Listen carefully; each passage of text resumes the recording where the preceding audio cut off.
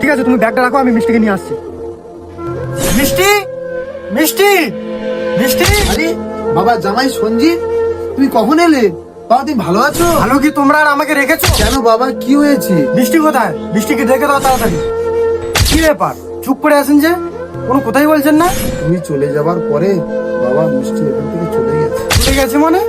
তুমি এসব কি বলছো? বাবা লজ্জার কথা আর কি বলবো, তুমি কাজে চলে যাওয়ার পরে মিষ্টি শুনেছি নাকি একটা ছেলের সঙ্গে সম্পর্ক করেছিল, সে ওকে বিয়ে করে কোথায় চলে গেছে বাবা তা আমি জানি না। বাবা, মিষ্টি আমাকে এইভাবে ঠকালো?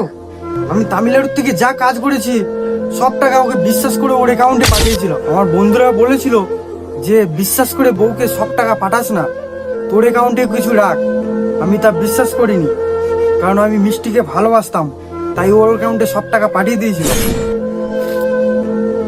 জানো বাবা, সেই দিন যদি আমি বন্ধুদের কথা শুনতাম তাহলে আজ আমাকে এই দিন দেখতে হতো না। ঠিক বলেছো বাবা, তুমি সেদিন যদি তোমার বন্ধুদের কথা শুনতে তাহলে তোমাকে আজ আর এই দিন দেখতে হতো না। ঠিক আছে বাবা, সবই আমার কপাল। ভালো থাকবেন তাহলে, আমি আসছি। প্রবাসে রক্ত ঝরিয়ে আমি ভেবেছিলাম একটা বড় বাড়ি হবে, মা বাবা সুখে থাকবে, সংসারে সুখ আসবে, কিন্তু আজ বাড়ি নেই, বউ নেই, মা বাবার মুখে হাসিও নেই। তাই বলছি প্রবাসীরা সব টাকা বাড়ি পাঠিয়ে দিও না, কিছু টাকা নিজের কাছেও জমা রাখ, কারণ সব সময় যাকে ভরসা করো সেই ভরসা ভাঙতে পারে।